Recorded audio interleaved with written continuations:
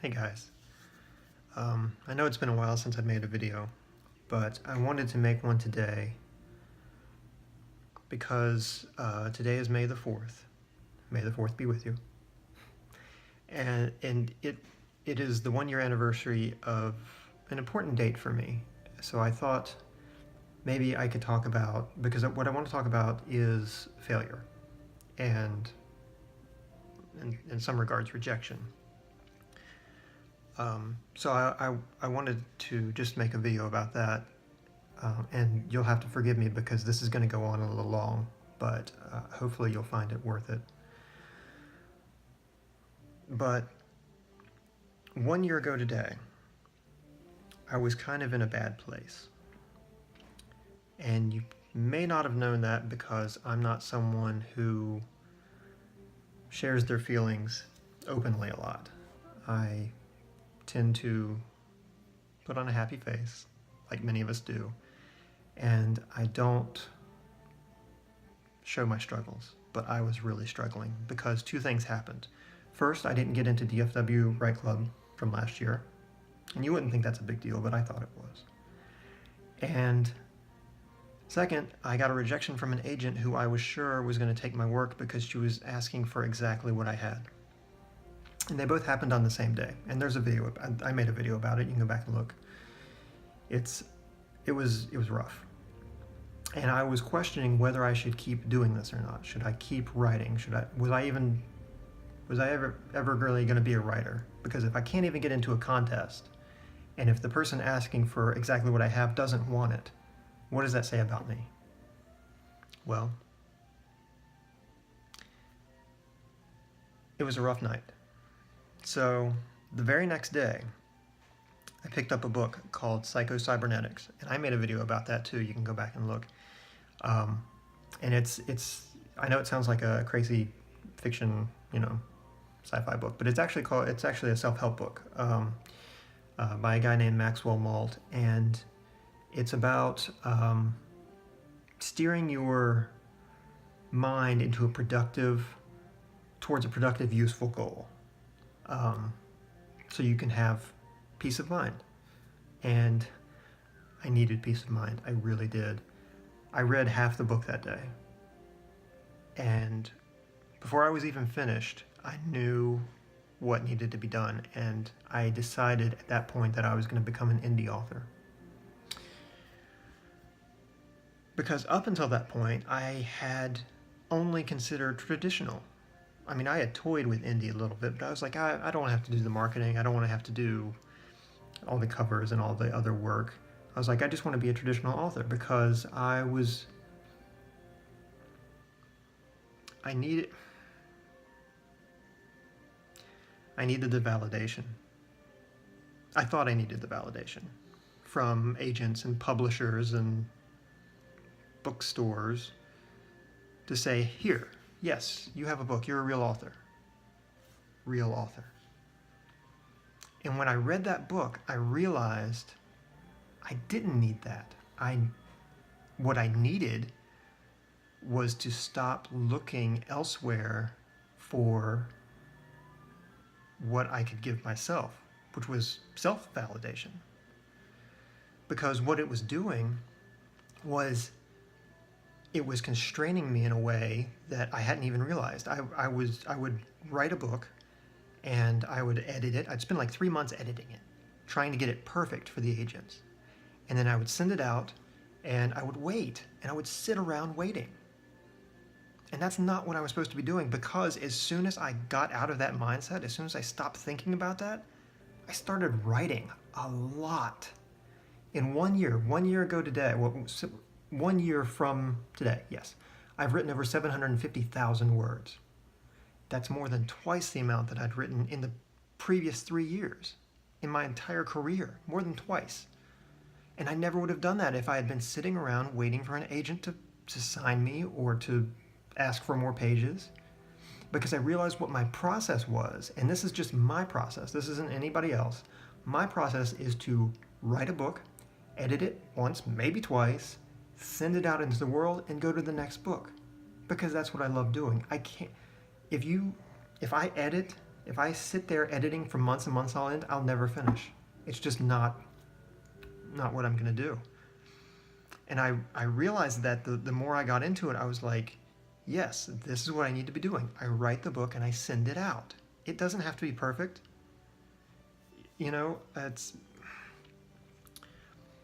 perfect. I heard this sometime after I'd read that book. Perfect is the enemy of done. Because you will never, ever, ever finish something if you're trying to get it perfect. And in that time, in a year, because I've had this new mindset, I've written 6 books. No, I've published 6 books. I've got 3 more written, and I've got 5 more planned after that. Actually, 6.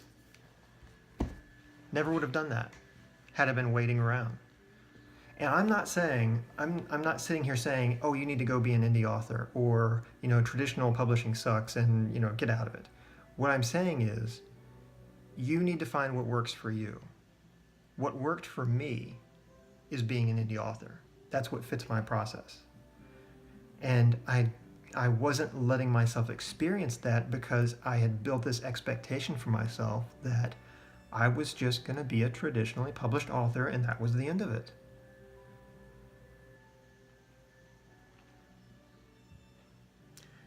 I think, too, if there's anything that I've learned from this, it's that you should not discount your failures. Because if it were not for those 2 failures on that day, and even if I had even gotten those failures on days apart, maybe within the same week, it probably wouldn't have pushed me in the way that it did. But those failures pissed me off so badly that I got my ass in gear and I started working. And these books would not have happened had that not happened. I would not be where I am today had that not happened. I would not be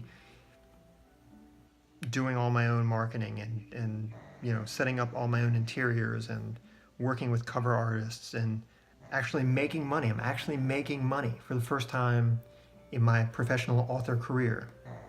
I'm making more money than I thought I ever would.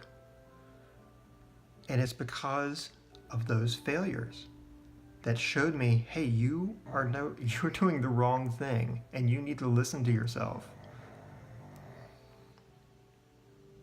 I think too often we don't listen to our true selves, what they're really telling us, because I think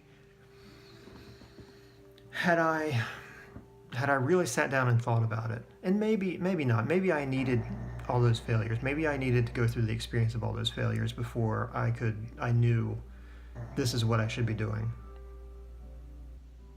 And I'm not saying it's easy or that it's not without a lot of hard work and trouble, but this is the kind of hard work that I like. I don't like the kind of hard work where I pour my heart and soul into something and it never goes anywhere. But now I have control of my own destiny, and that's exactly what I need. So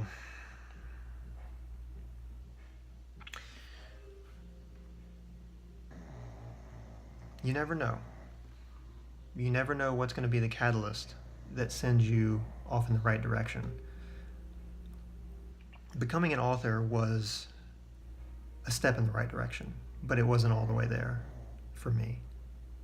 And I needed some failure to show me the right way.